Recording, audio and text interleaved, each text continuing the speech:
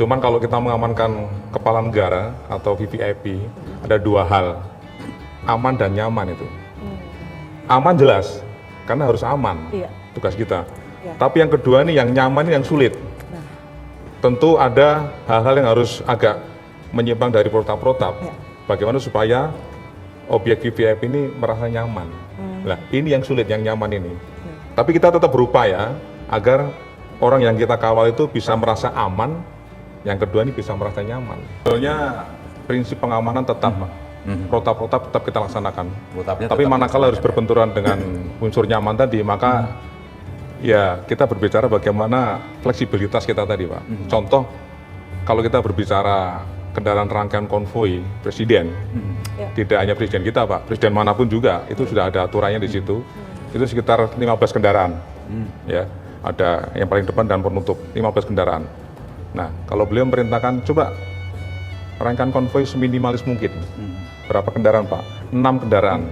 Saya jadi bingung, Pak. 6 kendaraan, saya hitung sesuai dengan fungsinya. Bagaimana ngaturnya? Sudah kita siasati. Bahkan pada saat 6 kendaraan ditetapkan begitu, saya masuk ke mobilnya anggota, padahal saya komandan Pas Pampres, dan seharusnya mobilnya mobil komando. Ada sendiri di situ. Tapi pada saat itu, karena perintah beliau, saya masuk di mobil anggota.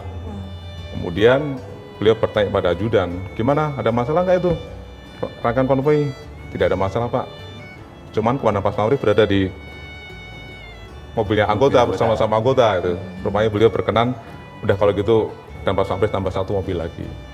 Nah, seperti itu. Termasuk sekarang juga Presiden kerap kali minta supaya tidak dibunyikan sirine ya, ketika sedang dalam rangkaian konvoi. Itu ya, betul, Pak? Kebetulan, ya, kita memiliki presiden yang cukup humanis. Jadi beliau sudah memerintahkan, karena Jakarta ini memang padat, macet, ya kita harus tahu diri. Tidak menggunakan sirine, tidak menggunakan klakson. Para anggota yang menggunakan motor untuk kawal juga tidak boleh meliuk-liuk, tidak boleh kasar, dan harus sopan. Harus sopan. Satu lagi, kalau di jalan tol, beliau tidak berkenan kalau ada yang menutup jalan. Tapi itu jadi repot nggak, Pak, buat yang mengawal? Iya, sebetulnya dalam protap VVIP harus clear. Iya. Rute harus clear. Nah, lalu bagaimana tuh, Pak, cara mengatasinya? Iya, kita buat sedemikian rupa supaya Bapak juga nyaman itu. Oke, baik. Iya. Ini jadi sebetulnya beliau juga memberikan pembelajaran pada para menteri juga. Kadang-kadang di jalan raya tuh Bapak tidak berkenan masuk busway, dan saya sendiri juga selama ini tidak pernah masuk busway. Jadi bersama-sama dengan kemacetan yang lain. Nah, kemudian begitu ada mobil menteri masuk busway, beliau juga tanya, RI sekian siapa itu? Nah, begitu. Jadi udah berapa kali ini bertanya. Akhirnya ajudan yang cross check gitu kan. Ajudan yang cross check gitu. RI sekian siapa kan gitu. Itu benar. Jadi ada pengalaman, beliau itu kan berangkat dari Bogor menuju Jakarta setiap hari. Kemudian kita tahu sendiri kalau arus lalu lintas dari Bogor menuju kota Jakarta itu kalau pagi cukup padat di tol itu. Ya kebetulan karena kita sering setiap hari, maka masyarakat pengguna jalan ini yang terutama yang dari Bogor menuju Jakarta itu sudah tahu. Kalau sudah ada sweeper mobil Jeep Mercy 1 dengan 1 kendaraan dari polisi melintas di antara sela-sela itu, pasti di belakangnya presiden. Karena kita tidak menggunakan sirine dan tidak menggunakan klakson ataupun bunyi-bunyi yang lain. Dengan kesadaran mereka membuka diri. Jadi sudah kita masuk di garis putih itu, ya, dan masyarakat memberikan kesempatan untuk kita masuk. Baik. Dan itu sebenarnya sudah prosedur tetap itu. Sudah prosedur tetap. Ya. Tadi ada yang menarik, Pak. Tadi di awal kan ada foto ketika presiden berada di tengah-tengah kerumunan masyarakat. Itu foto di mana sih, Pak? Yang tadi di awal acara tadi? Ya, foto ini kalau tidak salah waktu presiden menerima kunjungan Presiden Perdana Menteri Australia. Filipina, Duterte. Ya, Duterte. Berarti belum lama ya, Pak? Ya? Jadi bertemunya juga di pasar. Ini agak spesifik ini. Bertemunya bukan pertama kali di istana, nanti bertemunya di pasar itu. Kali di pasar. Di pasar Tanah Abang itu. Dan kebetulan ini masa begitu melimpah, dan saya pun juga agak kewalahan karena masyarakat yang ada di dalam pasar ini tidak melalui pemeriksaan.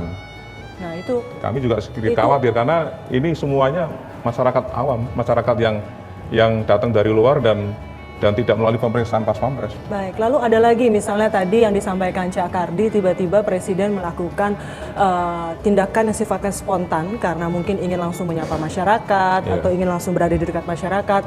Saya misalnya pernah melihat Presiden ketika kunjungan ke Brebes, tiba-tiba di luar skenario beliau menghampiri langsung petani di sawah, itu di luar skenario. Lalu seperti yang tadi disampaikan Cak Kardi juga, misalnya Presiden menyapa dada-dada dari atas panggung. Itu kan berarti di luar yang sudah diantisipasi oleh Pas Pampres. Apa yang dilakukan Pas Pampres? Seperti apa? Tadi Cak Kardi bilang, saya bukan ngerjain loh, tapi memang itu mungkin yang ingin dilakukan oleh Presiden, menyapa langsung masyarakat. Ya, memang sebetulnya Bapak Presiden Jokowi ini sangat spesifik buat kita-kita yang Pas Pampres. Karena beliau bekerja out of the box kadang-kadang. Jadi kadang-kadang muncul tiba-tiba gitu. Ya kita harus siap, mau tidak mau, suka tidak suka, ya itulah tugas Pas Pampres. Amankan itu presidennya gitu. Tapi ada hal-hal yang khusus pada saat seperti tadi, Bapak Presiden harus menuju suatu tempat, hanya didampingi oleh menteri, ya sudah, menteri itu saja. Biasanya kan undangan lain kan ikut di belakangnya semuanya, yaitu kita yang menghentikan, menyetop. Kalau foto ini Pak, ini ketika Presiden berkunjung kemana? Ini foto hari Senin kemarin. Minggu ini ya, pada saat beliau meninjau proyek dana desa di Kecamatan Jenuh Tuban. Pasti ada salah satu ibu tua yang memang mereka juga sulit untuk berdiri, jadi duduk di situ agak jauh dari beliau, dan saya laporan beliau, Pak, ada seorang ibu tua yang ingin berkenalan dengan Bapak. Beliau sudah harusnya menuju satu tempat, balik kanan, kemudian memberikan salam pada ibu ini. Saya nggak tahu kalimat apa yang sampaikan pada Bapak Presiden. Ini persis seperti cerita persis Kardi yang waktu beberapa itu, cerita kita kunker itu kan ya, memberi salaman ke kayak di Bill Yorsi, waktu di Bill Yorsi di Merauke waktu Mama itu. Papua itu ya, Mama Papua salaman gitu, mengelus tangannya gitu. Nah, setelah Presiden berlalu biasanya ini termasuk ibu itu saya yakin habis itu mesti berkaca-kaca menangis gitu. Saya selalu membayangkan ini Pak Komandannya, saya panggilnya Dan biasanya Dan.